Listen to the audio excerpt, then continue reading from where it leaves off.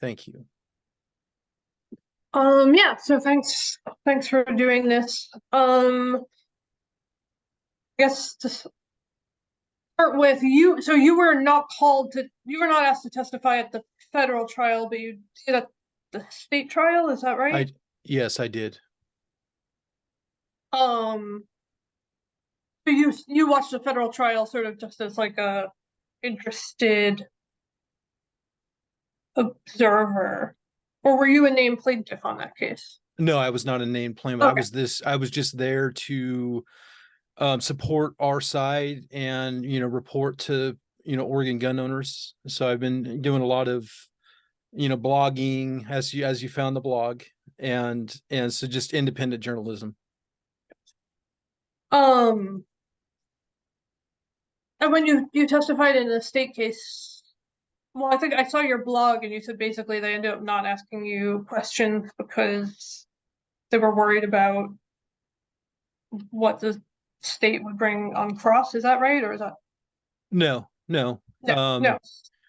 no, everything was good. Oh, And okay. so, basically, I don't know where you want to go with the story. Like I Sure. got your notes, and Yeah. so you're talking your thought process behind the story is you're covering the Bruen decision and how it relates to policy. Sort of. So basically what we're trying to do is like what the state of gun laws across the country are after Bruen, right? So we're going to try to do like a map or several maps saying like here's where large capacity magazine bans have been overturned, here's where they've been upheld, here's where red flag laws have been overturned, here's where they've been upheld. And then we were going to do like sort of little stories on places around the country that you know are an example of that issue. And I chose Oregon Okay. for the large capacity magazine ban because as far as I know, that's the only federal trial that's happened. And because it's sort of federal, it's easy to like pull all the transcripts, right? Whereas state court in Oregon or elsewhere, I think is not. It has more like precedential force because it's based in the federal law, right? You might Mm-hmm. disagree, but what the advocates for the law told me is they thought Oregon um state law made it was an easier hurdle to get over for the defendants than the federal law, Okay. basically. Okay. Because It, you're not dealing with the Constitution necessarily. Although, as I understand it, McDonald incorporated the Second Amendment into state laws, but I don't know that I need to get yeah, into and then that and here. there's the Heller decision. There's lots of different things that go into it. We're talking about precedents. And Sure. have you spoken to anybody else in Oregon about Measure 114, or am I the first one? You're the first person I've talked to from the anti-Measure 114 side. I was going to reach out to the lawyers on the case as well, but I mean, I want to ask you about sort of your um, point in the testimony that you highlighted on your blog. But the one that I thought was most interesting was because I talked to Jenna Longnecker, and you talked about your friend being involved in the situation where her mom died also. So I thought that it would be useful and interesting to sort of get both perspectives Yeah. on that. So Okay. Wow. It was hard to sit in federal court and, listen to her testimony. Obviously, I want to start out by, at the end of the day, we want people to be safe. As a gun owner, as an advocate, as an instructor, loss of life is, something that we work very, very hard to try to prevent and mitigate risk. And, her story really touched me because obviously I'm very familiar with the story, and obviously from a different side, right? I couldn't imagine what she's gone through since 2012, and so I pray for her and her family and their recovery from the situation. So yeah, that was a pretty pretty traumatic experience here in Oregon, and that was in 2012. That's Clackamas Town, and I had a friend that actually went in the mall that day, Right. carrying a gun concealed, and he heard shots. I remember his first time back in the mall was about 3 to 4 months after the shooting, and that was with me. And so he kind of walked me through where he was at. He kind of explained, and being an instructor and being somebody that's trained with a firearm, just seeing all the different angles where this madman, he literally could have hurt so many more people, and which fortunately for the public is he was untrained, he didn't know what he was doing, and he had malfunctions and didn't know how to clear them. And so that's where he was able, my friend was able to obviously point a muzzle at him at that point, and get him to change direction and go down into a hallway where he ended up taking his own life. So that, I mean, and I don't know, I was going to reach out to him as well. This might be like too in the weeds that first what I'm doing, but when I looked at the articles about that, they said it was unclear, right? Like, what it was unclear from the police's perspective whether the gunman saw your friend's gun or not. But he definitely drew it, but Yeah. they don't know why he killed him, why he retreated and killed himself, basically. Well, typically what happens in these types of situations is these gunmen, they go into gun-free zones, and Clackamas Town Mall, there was a gun-free zone. And typically what they do is they go into they target these locations because there's no sort of arm resistance. And it was my friend that took that in. He had a post that day on his social media, and it was his act of civil disobedience, right? And it was just it was a picture of his Glock 22, which is a 40 caliber handgun, in his holster, appendix style, and it was just a picture of the gun. And I remember the caption, it was my act of civil disobedience. And then he went into the mall, and then that's when the tragedy took place. And so typically with these people, what they're doing is they're going to go into these places where they know there's not going to be a gun, and that's where they're going to it's a sick thing that they're doing. It's a chance for them to get fame, because now they get their 15 minutes, and it lasts forever because now they're part of this horrible tragedy. And so that was his post. He goes into the mall, and that's where the shooting ended up starting in the food court, and then it kind of worked its way down to where he was with his family. He got them into a jewelry store and was able to get them to cover, and that's where he kind of peeked out from behind a piece of curved glass in the jewelry store, and that's where he went to a full presentation of his firearm. And he said, because I'm in the mall with him when he's telling me the story, Mm-hmm. and we're walking through this, and I can tell that he's going through this whole thing again in his head. I mean, it was a very emotional thing for him.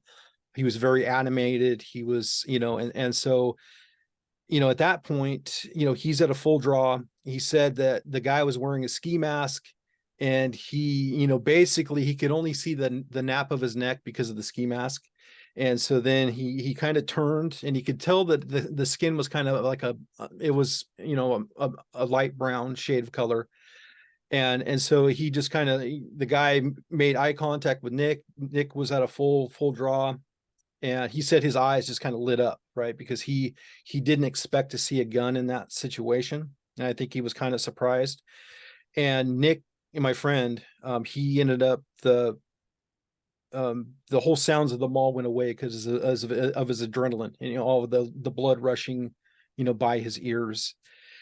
And he was getting ready to press that trigger, but then he noticed there was a person behind.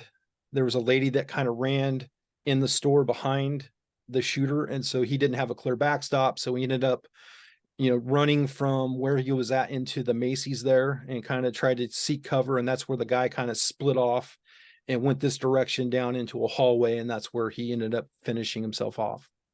Mm-hmm. So I guess, and I don't know if this is for you to answer, the thing that gave me pause about that is I read the Oregon what's the newspaper called? Or Oregonian, Oregonian. where they said basically that like when he first talked to the police, he said he didn't say anything about the shooter seeing him, and then later he did. And I don't know how, but like basically that, and then that the police basically said that they can't corroborate it and they can't discount it. They just don't know. Like no one knows for sure, right? Because Absolutely. And I understand like the media's position on this, and I understand law enforcement's. I'm going off the information that I got firsthand from him. And it might be different in the media, it might be different from law enforcement, but this is just his recount to me. but so from your position, basically what that incident illustrates is not what it illustrates to Jenna Longnecker, which is, large capacity magazines are bad, gun making it easy to get a gun is bad, but that if more people in the mall were armed, it would be safer, right? Is that fair? That would be my position, yes. And the reason I say that is, that there's FBI data out there that our guns are used in lawful self-defense on average from 250,000 times a year up to 3 million. And that's an average. And most often that's without the trigger being pressed. And so typically it's somebody like what my friend did is he just pointed the gun at the guy gave up. And so that's typically what happens. And no, normally what would happen in this situation is law enforcement isn't contacted. This is something that they just, like, somebody breaks into the house or they find somebody outside. Like my gun was used to save my life. And so Oh that's yeah. how And that's how my story started. And oh so I could talk about that too if you would yeah, like. yeah. And so kind of shifting gears. And so, what my story started back in 2013. And so it was on a spring. It's when we set the clocks ahead an hour.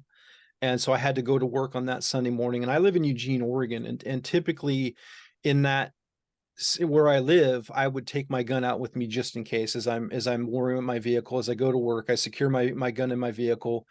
I have a proper security measures in there. And so on this day, I left my gun on my kitchen counter with my coffee as I went to go warm up my vehicle. And I remember vividly as I crossed my threshold to go outside to start my truck, is I should have my gun.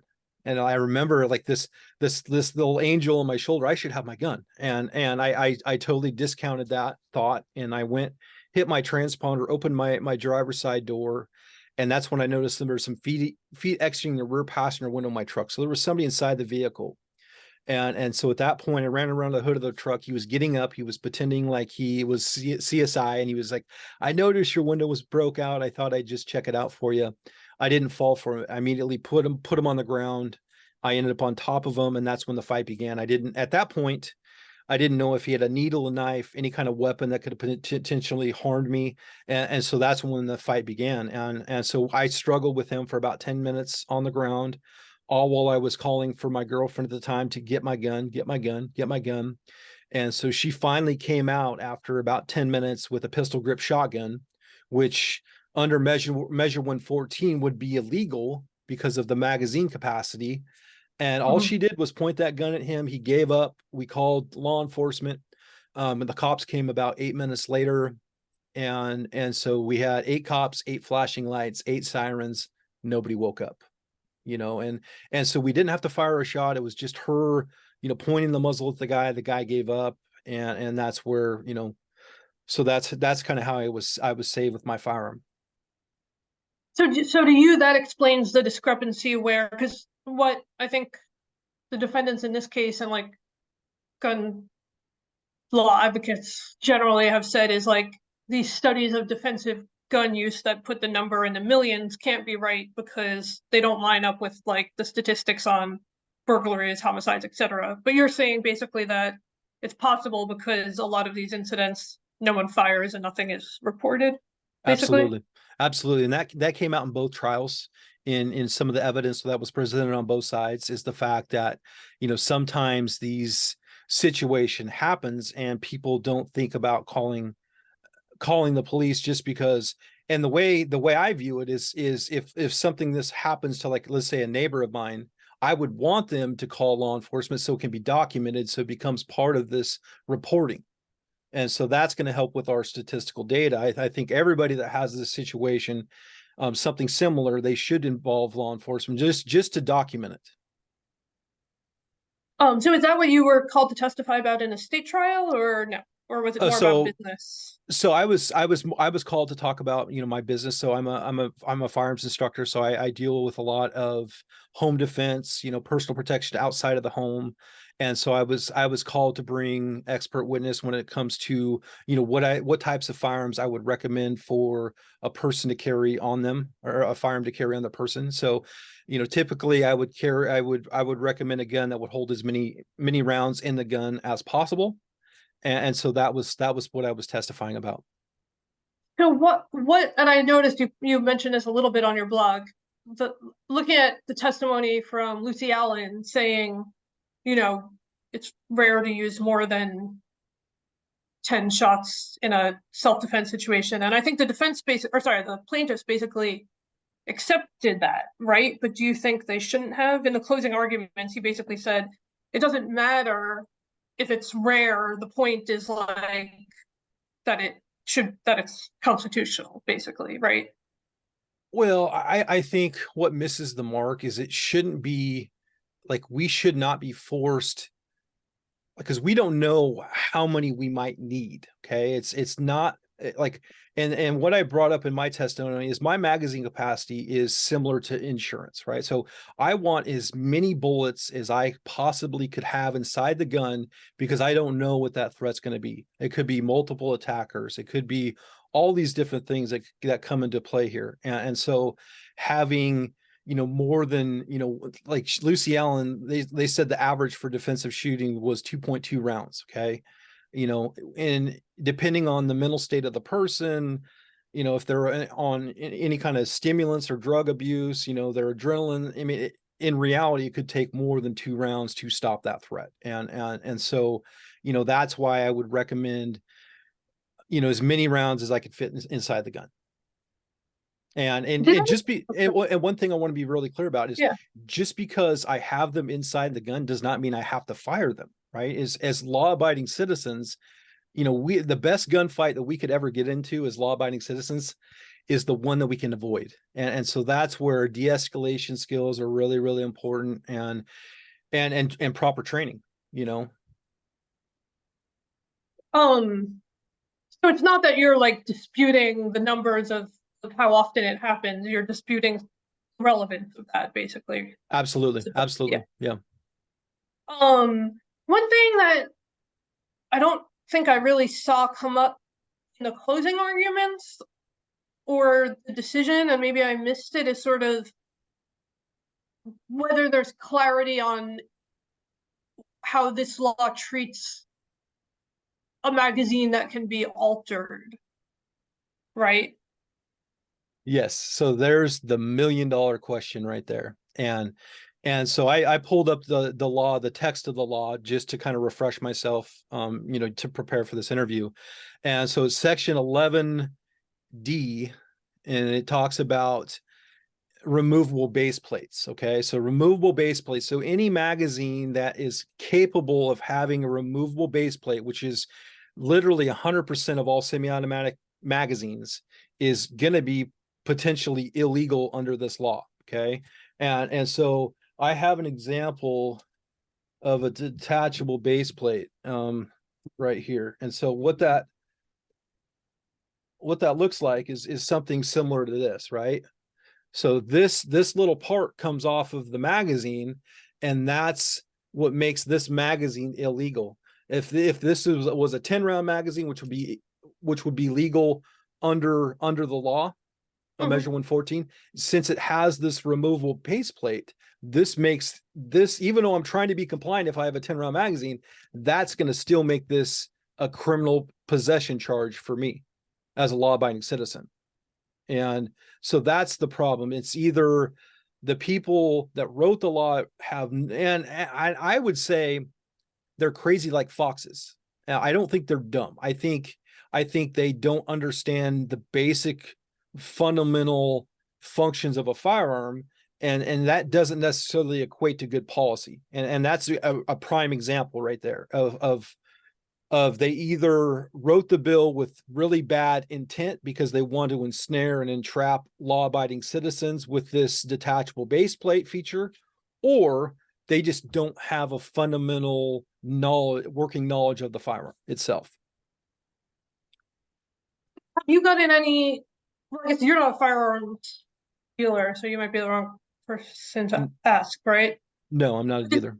Is it, but since whatever time it's been was actually in effect, was there clarity on basically where they were saying, what we mean is a magazine that's like built to work this way versus one that, you know, you could open with a screwdriver or whatever? No, and so here's the problem with this Measure 114 is the people that were behind. Have you talked to Lift Every Voice Oregon by any chance about this story?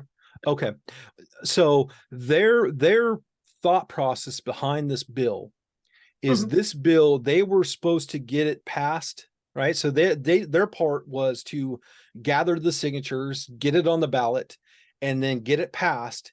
And then it was supposed to go to the Oregon State Police and the Oregon legislature to craft and do all the rulemaking. That's the way it should have gone. And in this situation, you know, because of our Attorney General and the Secretary of State, so Ellen Rosenbaum, you know, she, you know, the way the Oregon State Constitution reads is if it's a ballot initiative, it's effective 30 days after the date of passage, which November 8th was the election. December 8th of 2022 is when this was all supposed to go into effect. And so the fact that, you know, they kind of put the cart before the horse, because this stuff, it would have saved us millions of dollars in litigation costs and wouldn't have affected all these other parts of the state, because this really should have gone to rules making in the Oregon legislature before this thing was even rolled out to go into effect, if that makes sense.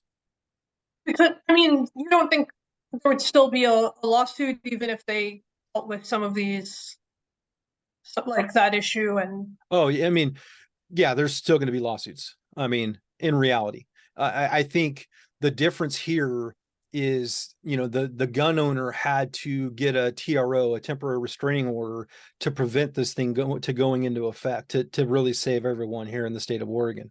So, you know, that's the only good that came out of it, is basically this thing is just hanging out there in space, and it's not going to go into effect. We're still waiting on the state, right.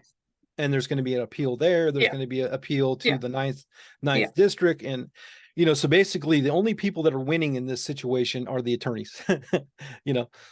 Yeah, fair. So.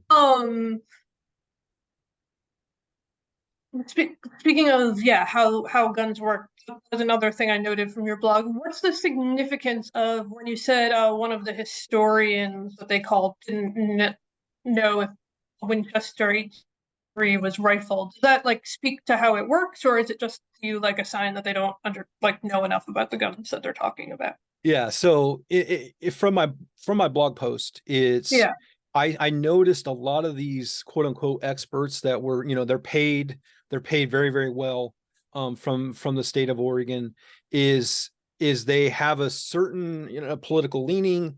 They have a certain focus, which is a very narrow focus. And when I was talking about the rifling, that's a really critical detail for the expert witness to know. Okay, that is a huge thing, because that talks about the lands and grooves on the inside of the barrel, and that's what causes the bullet to spin as it goes down the barrel. And the fact that the expert witness didn't know that part, you know, that was a big red flag for me as I'm sitting in the audience, because this is something that you should know if you're a quote unquote expert when it comes to that type of firearm.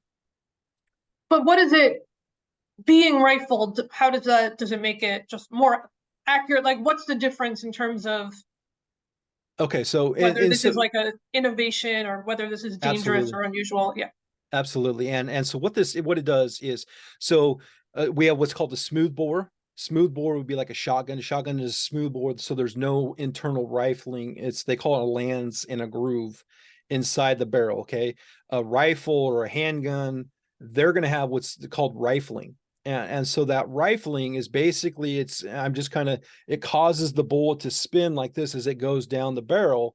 And that's what gives you that accuracy. And so, what I would love to do with this interaction that I have with you is I would love to be a trusted resource for you.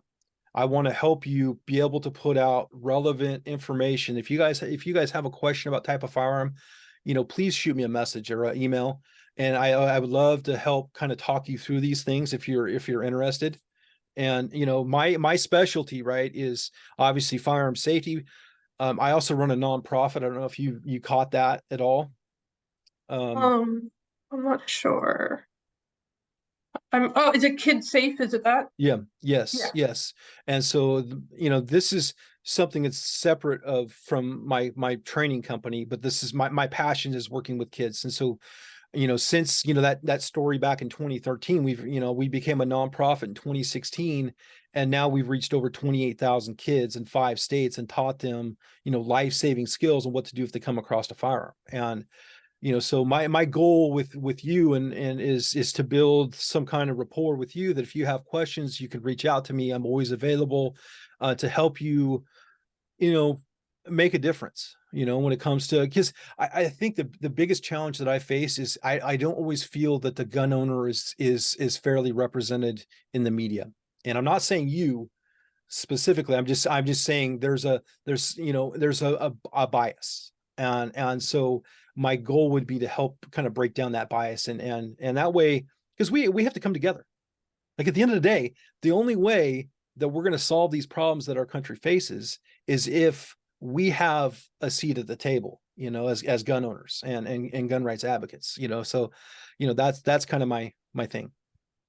That makes sense. So with this gun, can you help me basically, because I thought the question is whether it's a repeating firearm or not, right? Is that not like sort of the key to all of this? Like, Yes. So the I believe it was the Winchester 1893, yeah, okay.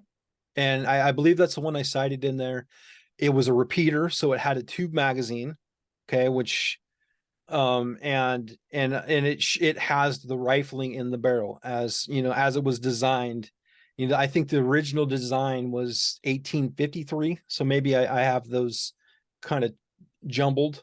I'd have to look at my notes, but the whole point of that is it was designed to be rifled. But I guess if this is just a magazine regulation, not like a semi-automatic regulation, does it matter that the So, gun is rifled or not? well, the state of Oregon was trying to prove that there was no historical proof that guns in that area had a magazine capacity over 10 rounds. Mhm. And what was brought up in both the state and the federal trial is there was examples dating back to that era of, there was in the state trial, there was one of their experts that admitted on the stand that there was repeaters back to the 1500s and the 1600s that required the tube magazine and that was an integral part of the firearms operation. So that was proof that you know these guns have been around since the founding of our country, and they've been in common use. That was the big term, is in common use. Right. Although I And thought, again, from looking at the closing arguments, that the plaintiff sort of conceded, or that these like repeating guns were not common at the time of either the Second or 14th Amendment, but that the question is whether they're common now, right? yeah, Or large capacity yeah, magazines. yeah. So like I find all the historical back and forth interesting, but in the end, um, in this case at least, it seems like they said it doesn't really matter. What matters is the contemporary numbers, right? Well, and that's where I kind of struggled, and they brought up the Bowie knife. It's like, okay, so we're talking about magazine capacity. What does the Bowie knife have to do with this conversation? You know what I mean? So, it's a lot of it is showmanship, gamesmanship, and it was their side trying to score points and our side trying to score points. So it's a back and forth, and so I totally understand, I guess, so It's a challenge. Are you familiar with the William English study from 2021? Yes, I Okay, am. great. Now, Did you read that at all?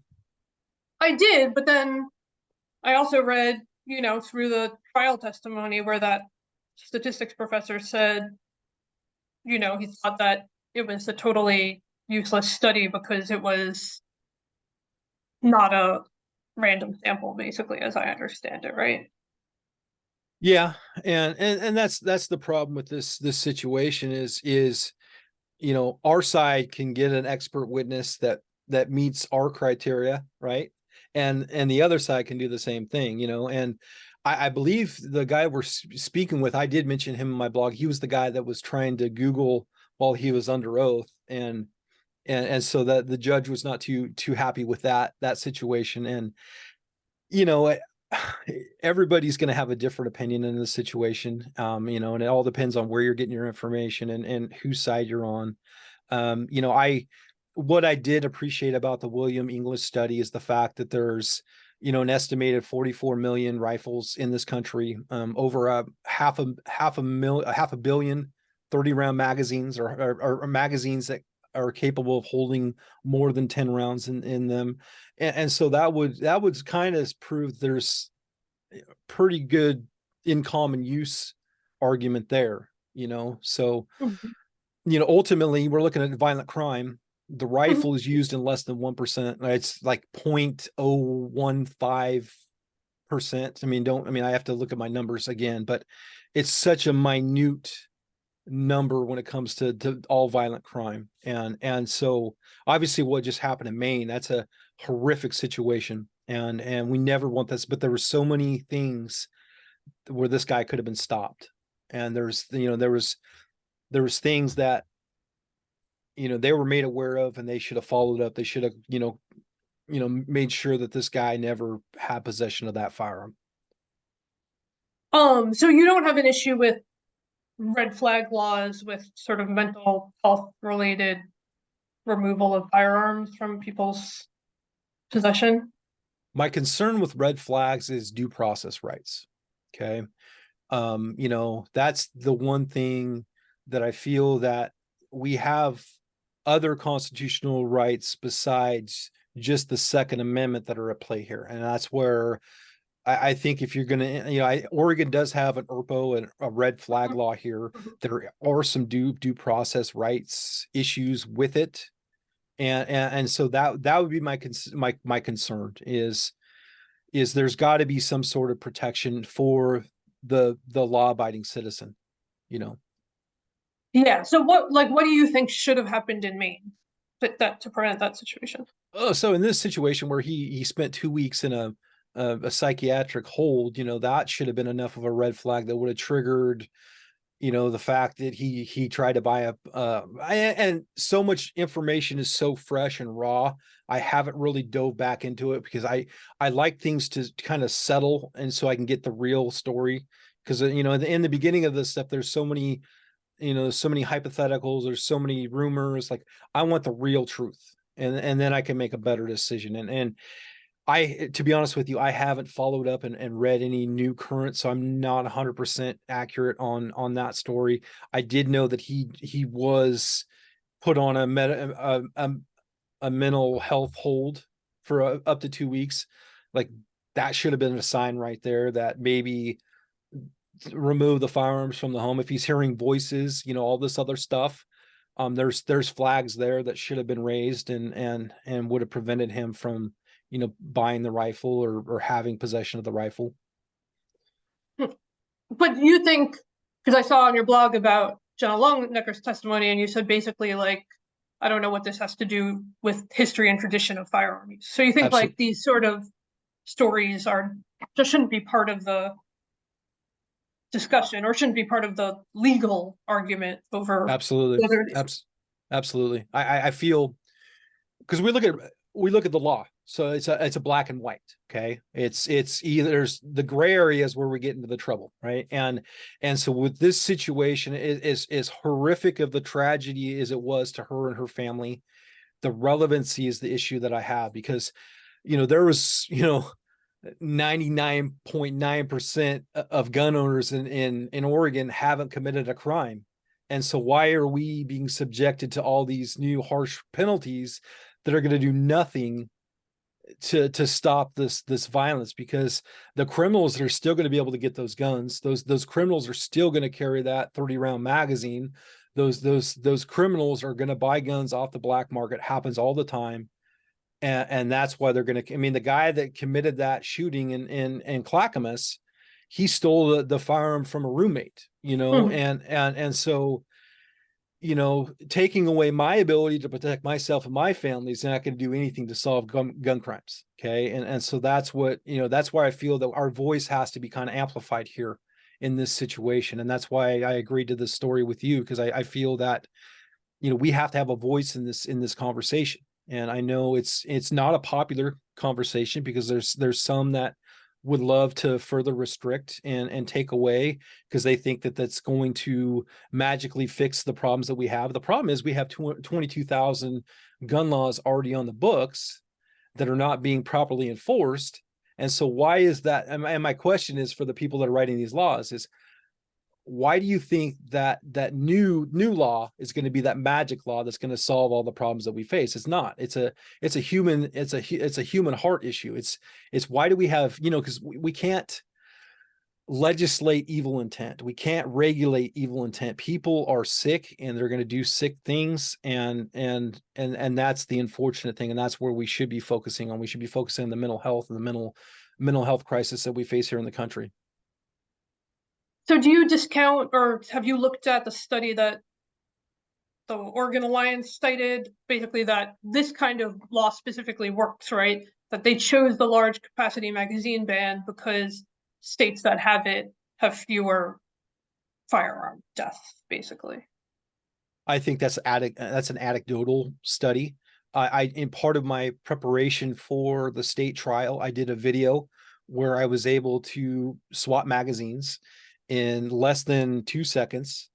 And so I did a full mag dump with two magazines in less than 8 seconds. And so, and that's me. And so, that kind of pokes holes in their whole argument. Is this crazy person could carry 20 different magazines? I mean, but we also have to put weight that criminal's actually going to follow the law. And by definition, criminals don't do that. So that's where that's why I say it's kind of anecdotal, and because we Although look at, probably most, like you said, a lot of these shooters are not like super familiar with the firearms we're using, right? So like they might not be as adept as you at reloading a gun. yeah, it's my level of training, and but I wanted to show that as an example. There's people that are faster than me, there's people that are slower than me. One of the arguments in the federal trial is one of their expert witnesses said that it takes on average a person 10 seconds to reload a gun, and Mhm. I proved that was false, and that was part of my testimony, and it was Well, how did you prove that was false? because I did it on video, and I No, but I did. mean that it's the average. Like, because if you're, they would just say you're an outlier, right? Yeah, I mean, I'm sure they could. I mean, all I can speak is from my personal experience, but I as I'm sitting in the courtroom with all my other gun owners, when they brought up 10 seconds to do a reload, we're looking at each other like, that's totally not the case. And you could go on YouTube and you can find videos where people are reloading, really, really quickly, and so, you know, yeah. Yeah, and just so basically, what you think there's not enough states or not enough mass shootings? Because looking at that study, it basically said they didn't see a correlation with assault weapon bans, but they did see a correlation with large capacity magazine bans, and that's why, at least I haven't talked to the state, but that's why the Oregon line for gun safety said like that's where they focus this measure, and so that they were trying to do something with purpose, right? Like they wanted to stick to what evidence suggested would be effective. Yeah, and there's already some constitutional issues there. I mean, we're looking what's happening in California. Their mag capacity ban is it's on life support currently, and it's getting ready to be totally completely thrown out. So that's the thing is these are all these laws have already been tried all over the country. Okay, there's already been challenges all over the country.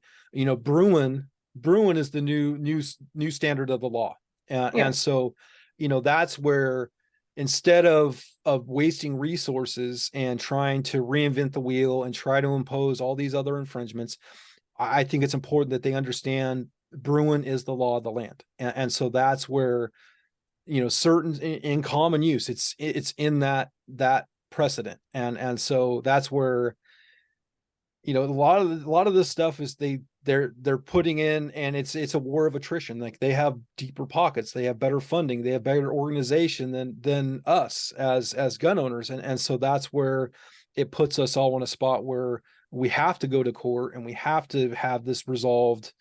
um from what I saw being in the federal court, I feel that Immergut, the federal court judge, got the ruling wrong, and I feel that, and this is my own personal opinion. I feel that she didn't understand the basic use of our firearms. She didn't understand how it relates to self-defense, lawful self-defense.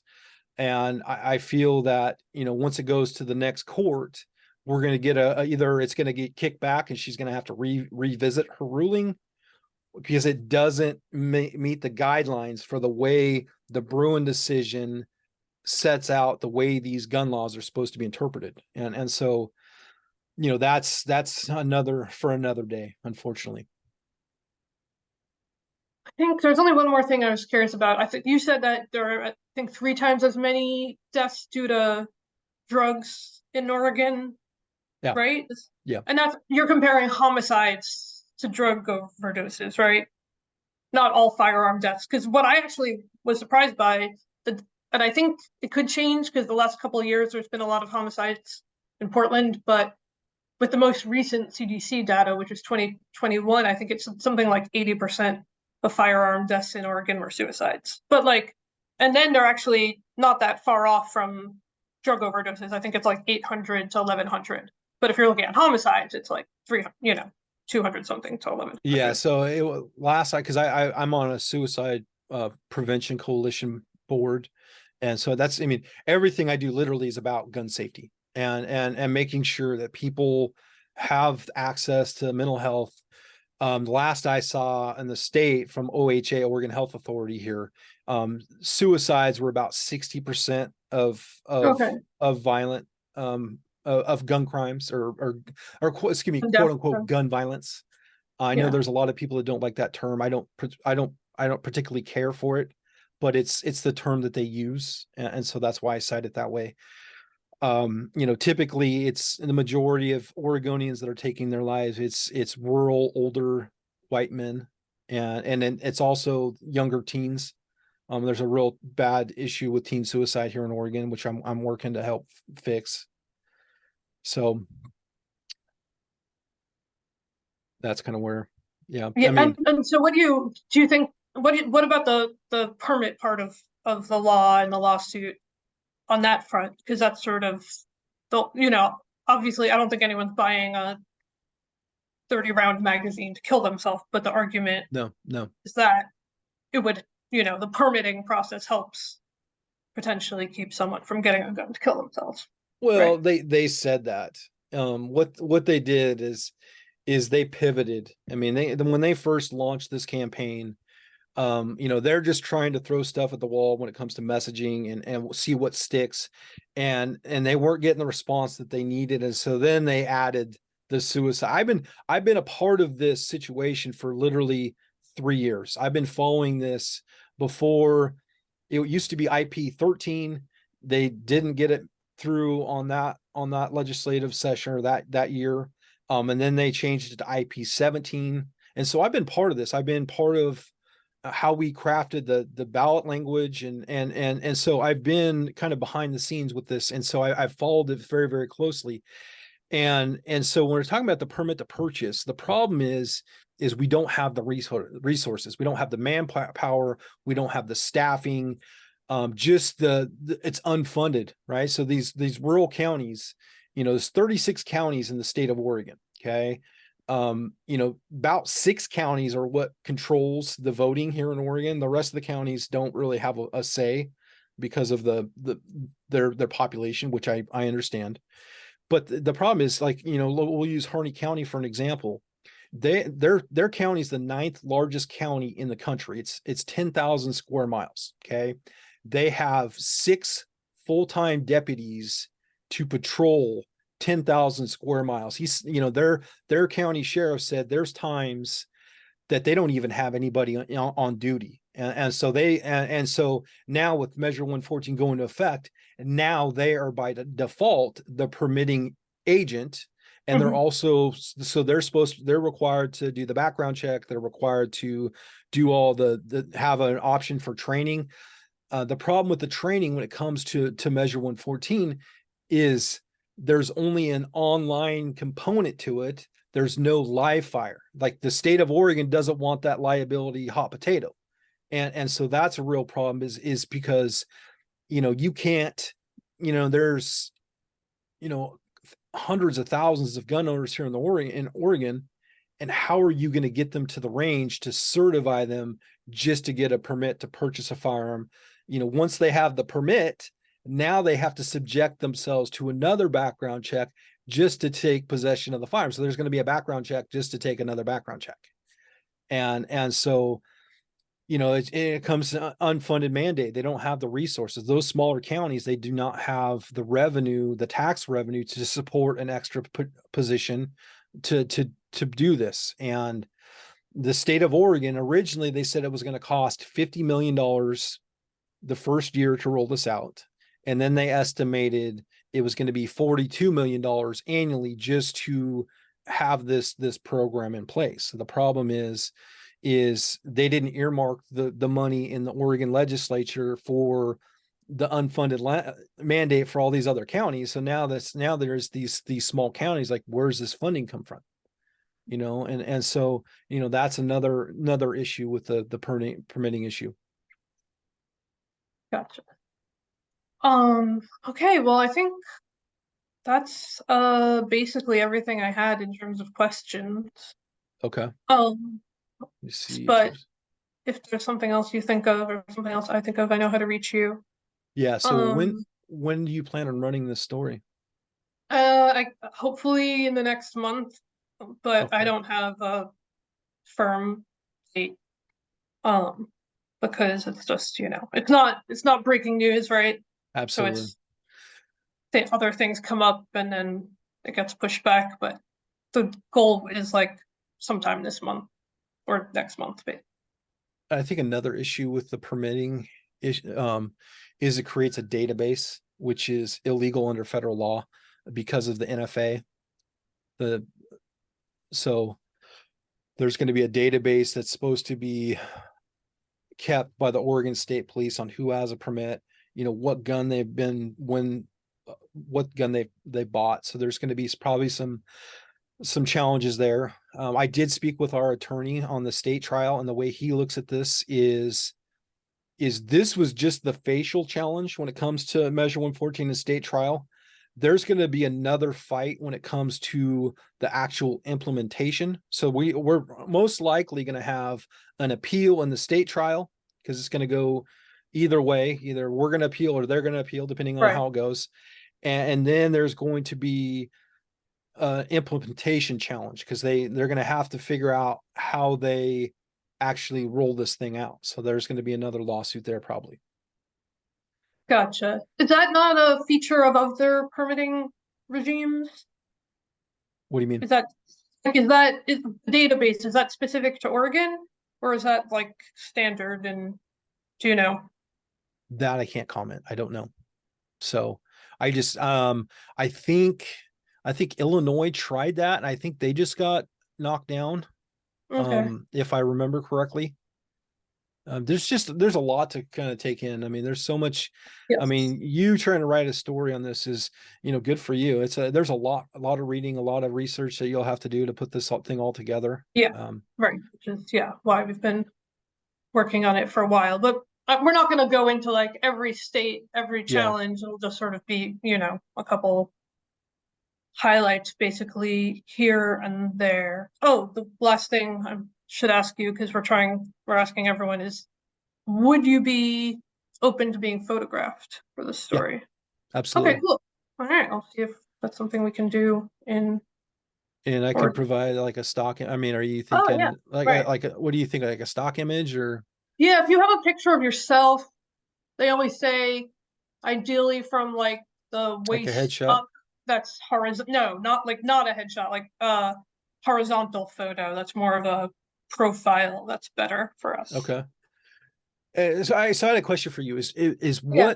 what's your position on guns? What do you think about all this stuff? I don't think I'm I feel like a lot of people said this on the stand. It's not my role to come to a conclusion, basically. Okay. I think like I think there are studies and that have, more or less backing, right? Based Uh-huh. on, how the amount of research that went into them, etc. I think. But I live in Washington, DC. Obviously, we have our own, Yeah. it's like sort of a unique situation. But yeah, generally we're not supposed to get into our personal views and try to Well, leave. I guess where I'm going with, are you interested in learning more about them? Are you interested in learning like the basic functions and the nomenclature and stuff like that? Would that be beneficial to you? I mean, I'm not sure.